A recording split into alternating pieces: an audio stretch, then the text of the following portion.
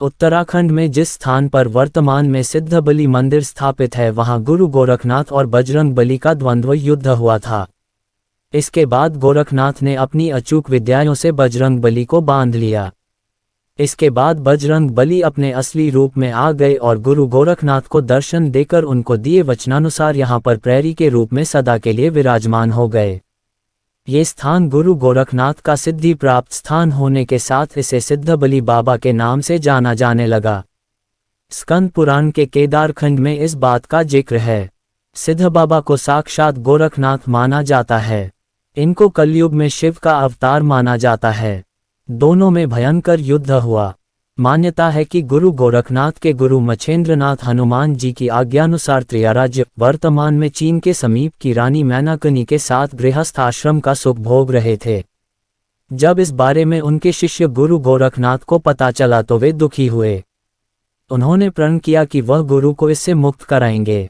जैसे ही वह त्रियाराज्य की ओर प्रस्थान कर रहे थे, हनुमान जी ने वन मनुष्य का रूप लेकर उनका स्थान रोक लिया।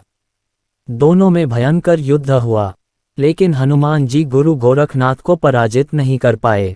इससे हनुमान जी आश्चर्य में पड़ गए कि वह एक साधारण साधु को परास्त नहीं कर पा रहे हैं।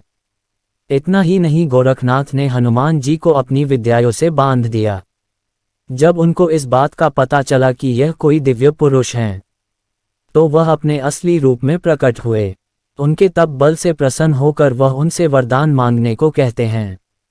गोरखनाथ हनुमान जी से अपने गुरु मच्छेंद्रनाथ को आज्ञा मुक्त करने और इस स्थान पर प्रहरी की तरह रहने का वरदान मांगते हैं।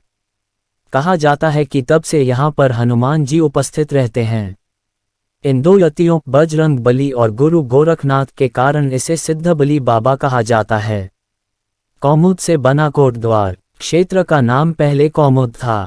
कौमुद का अर्थ कार्तिक और बबूल का पेड़ भी होता है। महारात्रि के समय यहाँ पर बबूल कौमुद के पुष्प की खुशबू फैली रहती है। कहा जाता है कि पौराणिक काल में कौमुद कार्तिक की पूर्णिमा को चंद्रमा ने भगवान शंकर को तपस्या कर प्रसन्न किया था, इसलिए इसका नाम कौमुद पड़ा। पहले स्थानीय लोग इसे कौमुद द्वार के नाम से पुकारते थे। जब अंग्रेज यहाँ आए तो वे इसका सही उच्चारण नहीं कर पा रहे थे, जिसको उन्होंने पहले कौड़वार कहा। अभिलेखों में भी इसे ही दर्ज किया जाने लगा। बाद में ये कोटद्वार नाम से कहा जाने लगा। खोह नदी भी पड़ा नाम। जिस प्रकार कौमुद से कोटद्वार बना, उसी तरह अंग्रेजों के सही उच्चारण नहीं होने से कौमुद नदी को खोह नदी कहा जाने लगा, जो वर्तमान में खोह नदी के नाम से ही जानी जाती है। सिद्धबली मंदिर खोह नदी किनारे पर ही बना है। अगर आप गुरु गोरखनाथ या हनुमान जी के भक्त हैं तो इस चैनल को अभी सब्सक्राइब करें और वीडियो को लाइक करें। अब मिलते हैं ऐसी ही एक और कथा के साथ। तब तक के लिए जय गुरु गोरखनाथ और जय हनुमान की जय। जय हिंद दोस्तों।